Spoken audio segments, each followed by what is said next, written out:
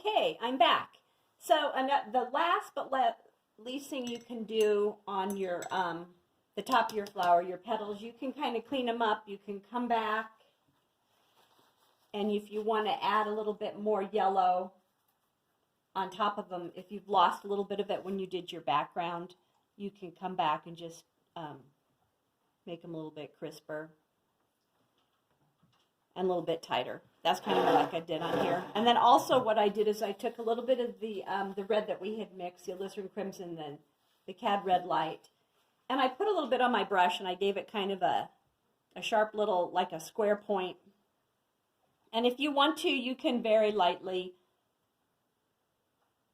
in just some spots, I put a few lines on it. Kind of like cross-hatching, but not quite. I just kind of did a few little lines like that. And you can, because if your paint's a little uneven underneath, this will kind of camouflage it. So you can just do a few little, don't go into your yellow, but just kind of do it on top of the red. And it kind of just makes it a little bit tighter. And you can, sometimes you can even just take a little bit of the cross-hatching and put it on there. If you want to go inside the yellow a little, you can, or you can kind of outline some of these little guys to make them a little bit tighter. You can do a little bit of that. Just kind of finishes it. Oh, see, that really helped by putting the little, I just dry brush them on. This is bone dry, by the way. That looks pretty good. And it really helped put in the dark here. So next, this is the easy part. We're going to take, I took sap green. I took some sap green and cadmium yellow light, and I made a lime green. And so what I'm going to do is I'm going to start out with my stem, really easy. Again, you don't have to get it wet, because you're getting it wet as you're going when you're working on something so little. I always have a napkin in my hand. And now, sometimes I'll lay the color in like I've been doing with this flower, and then I'll just add water and drag it. Sometimes you don't have to put any more paint in. You've got enough in there. Just drag it. This is just water. Again, watercolor is all about control. So there's your light color. I'm just going to kind of drag it. Now what I'm going to do, I'm going to pick one side. I just take some straight sap green, just straight sap green. Just wait for a couple seconds. And while this is nice and wet, I'm just going to pull it down. That was the dog fetching a ball.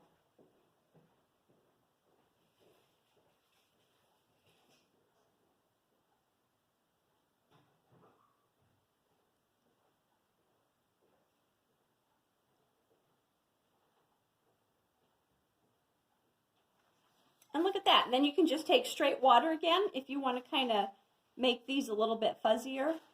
That looks pretty good. Look at that. So you've got, put a little bit more sap green down on here. And just some, and water too. A lot of it is just water. Don't dip in the, you don't need to put any more paint on. Look at that. See? And this is kind of what we did with this one. This is what it looks like dry. Remember, your watercolor is going to dry about 3 shades lighter. So we have a nice little shadow going down the left-hand side. And look, by putting those lines on top of this, it really looks nice. We've got some nice little lips. That looks great. So what I'm going to do next is let's start, I'm going to do a leaf for you really fast. So on this, your leaves are curved. I've noticed with tulip leaves, and also I think iris leaves, they'll have like little curves on them. The curve will be lighter and it'll be darker inside. So let's do this big one. Again, you're using the same exact colors we've been mixing with. And if you want to switch to a little bigger brush, like a 4, if you feel you need to, go for it.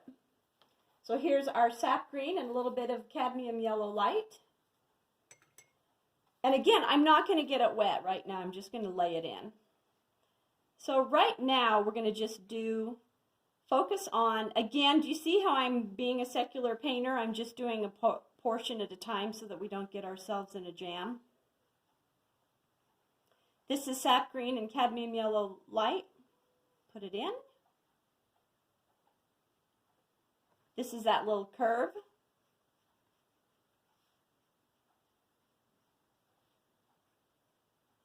And now what I'll do is I'm just going to take some straight sap green and I'll kind of mute it a little bit so it's not so bright. I'm going to lay it on top of it and let it bleed with it. And again, I'm just going to take water. This is just water. It's amazing with watercolor. A lot of times I'm not putting any more paint on. I'm just kind of washing it around with the water.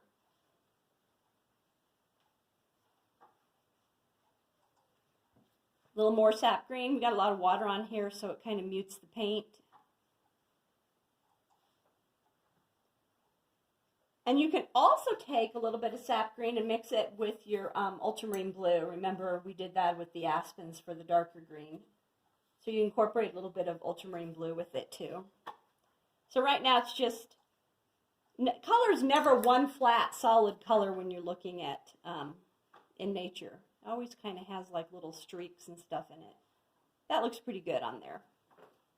And then while I've got everybody, really quickly, let's take that sap green and cadmium yellow light, and let's just, you see I'm always doing this. Let's just lay it on this one too. And you see a little bit of it peeking over here. So this is so tiny, you don't have to have, that looks really good. What do you think? So we've got these two, and then I'll hurry and do this one. Remember, this one was kind of the little, where it's folded over and it kind of goes to here. Working pretty fast. Doing all the little folds first, the little highlighted folds. And then what am I going to do? I've got some sap green mixed with a little bit of ultramarine blue. Kind of look at it. We're nice and dry. This stem is dry, so it won't run into it. And I'm just going to very lightly take the sap green, a little bit of the ultramarine blue mixed together, and just kind of pull it and lift. And I want a strong contrast between this and this, or they're going to run into each other. So I'm just going to do this and put a little dark on it.